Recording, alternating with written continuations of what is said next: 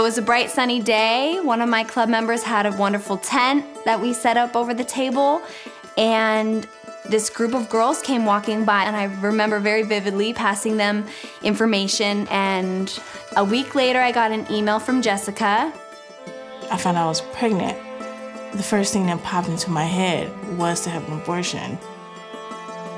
And I was trying to get where she was, trying to get the address. I was hoping she wasn't at the abortion clinic, just texting her. I texted her all night long. And the next day after work, she came over and we gave each other a long hug and we talked all day. And that was the beginning of all-day talks for a while. It was really challenging because, I was in school, I was working, already had 2 abortions.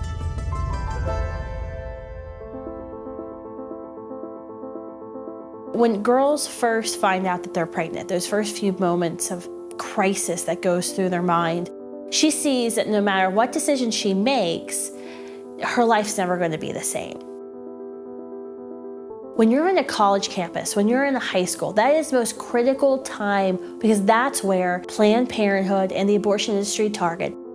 Megan and Jessica's story, it really encapsulates what we do at Students for Life. Megan was struggling starting a group on her campus, and so one of our team members went onto campus, gave her the resources she needed, the training she needed so that she could be equipped. So when Jessica came up to her, she had the confidence she needed to help Jessica in her crisis.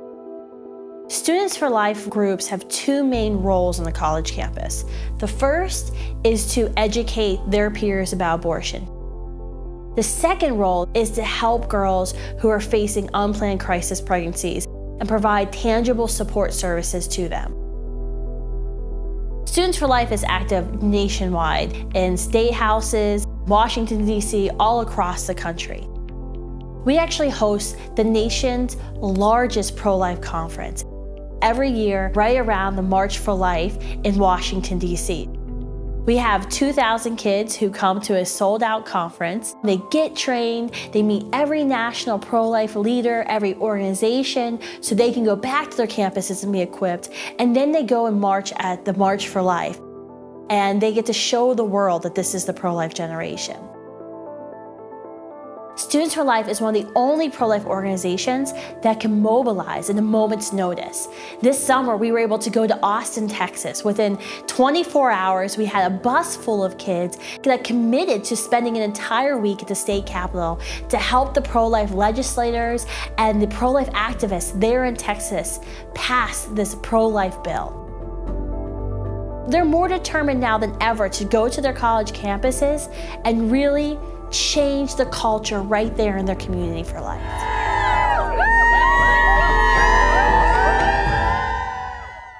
In the past 7 years, Students for Life has helped start 600 student pro-life organizations on campuses across the country. And the key to our success is relationship. Because the relationships matter so much to us, we've designed our regional coordinator program, which is going to take Students for Life and make us the only pro-life group in the nation to have full-time people in every region. It's these regional coordinators who can go onto campuses.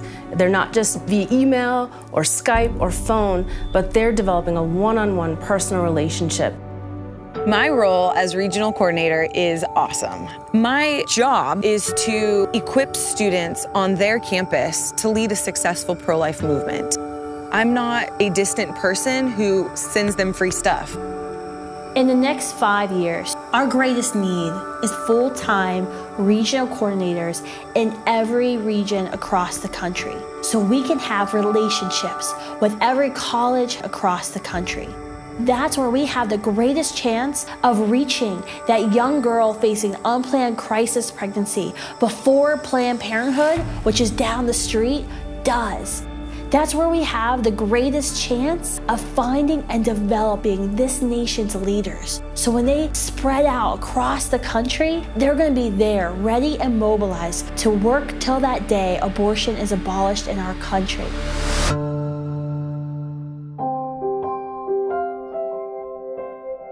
There was a time where I didn't know whether I was going to have an abortion or not. When women are pregnant, they have blinders on, and so you can't see anything but negativity, especially if you don't want the pregnancy.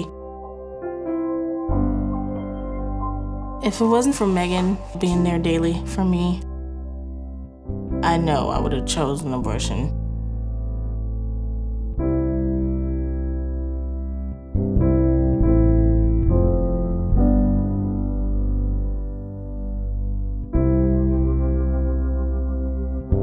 Stefan means the world to me. He's my joy. Each day that he was in my arms, I just thank God for, letting me keep him. Even though the situation wasn't how I planned, choosing life just is indescribable.